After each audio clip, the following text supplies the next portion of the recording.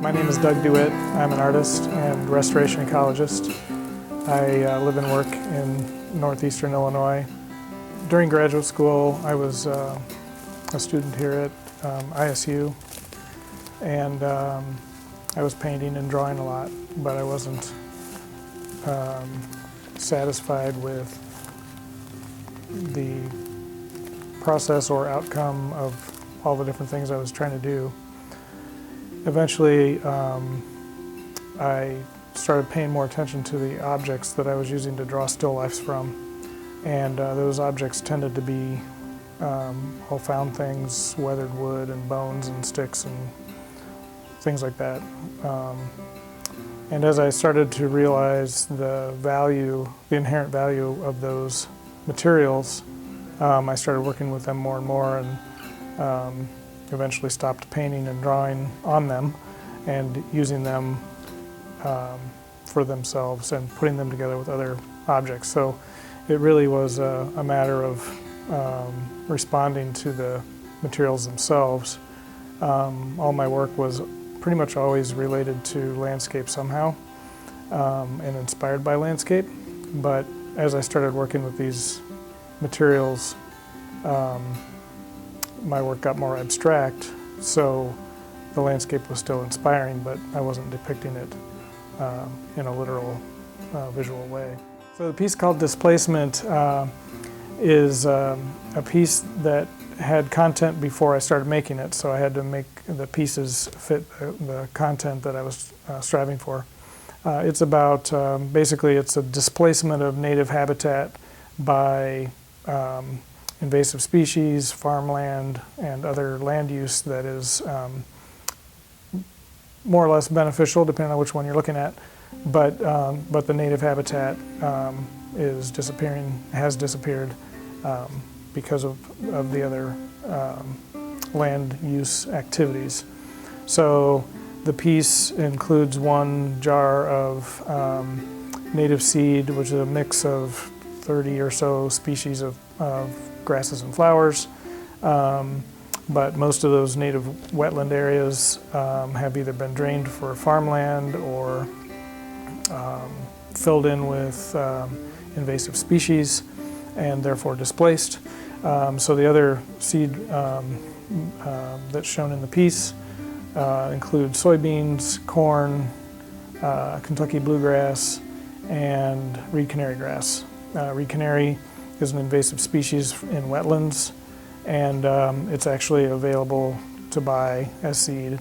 And usually I kill that plant every day that I can, but in this case I bought a whole bunch of seed for this piece.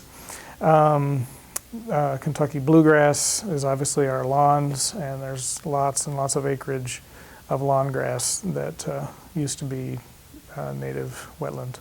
Another aspect of my work lately has been drawing spirals and concentric circles and other simple forms on black rubber sheet material. And that work actually came to me in a dream, cliche enough, but I had a dream that I drew a spiral on a black piece of rubber and stuck it on a board and hung it on the wall. That was the piece. So when I woke up, a couple of days later, I made that piece, and I thought it was a throwaway until I put it on the wall, and then I was intrigued, and so I made some more of those, and those became something that were mysterious to me because I haven't really drawn anything in 20 years. So I was drawing again. And I was drawing these simple forms that at first didn't seem like they should mean anything, but I really liked them. There was something about them that appealed to me, and the response I got was positive too. So I've continued to do those. None of my other work came to me in a dream, so this was unique in that sense. Okay, Pitfall is a piece that I would describe as sort of classic, found object work of my own that is not content driven. It's really object and material driven, so I'm responding to the materials themselves. I'm taking little pieces of wood and blocks of rusty metal or bones, sticks, things like that, and I'm moving those around and literally seeing what I think work best together, or what actually seems more likely is what they want to do. The pieces seem to almost make themselves, and I'm just sort of a facilitator, so I have to, I basically really just move the pieces around until they're in a form that I like. There's no overt content in those kinds of works that is deliberate on the starting end. And so therefore they're very intuitive and fun to build. And once they're finished, they, then I feel like they do have content, because each of those materials that I'm using has individual content, or as a combination kind of creates some content.